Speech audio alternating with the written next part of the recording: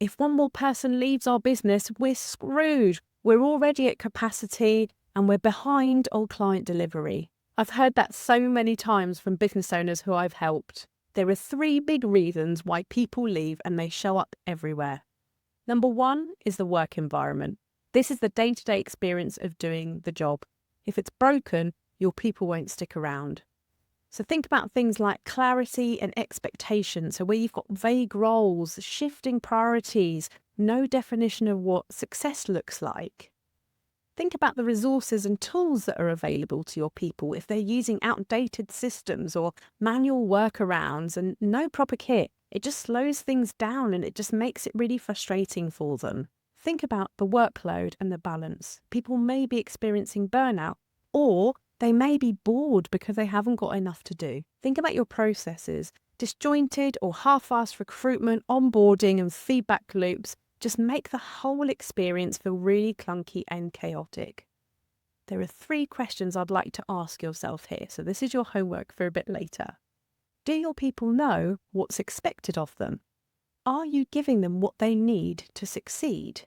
This could be tools, this could be education, knowledge, etc. And then finally, are your processes supporting them or are they sabotaging them?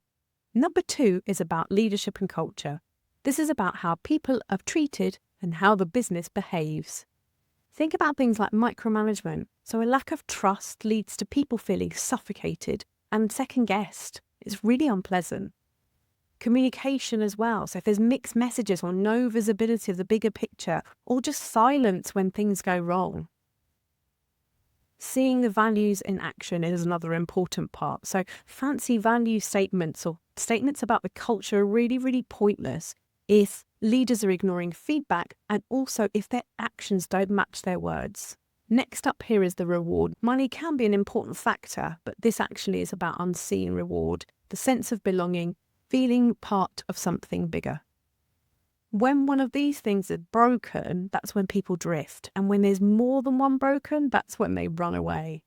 I'd like you to ask yourself 3 important questions here. Number 1, are your leaders actually enabling or are they just making people feel worse? Number 2, do your values show up in your day-to-day actions or is it just lip service? Number 3, are you leading proactively or are you firefighting?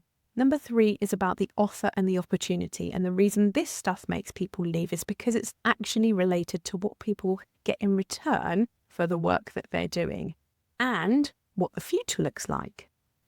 So things here to consider are things like progression and development. So if there's no visible path for growth, then your talent won't stick around.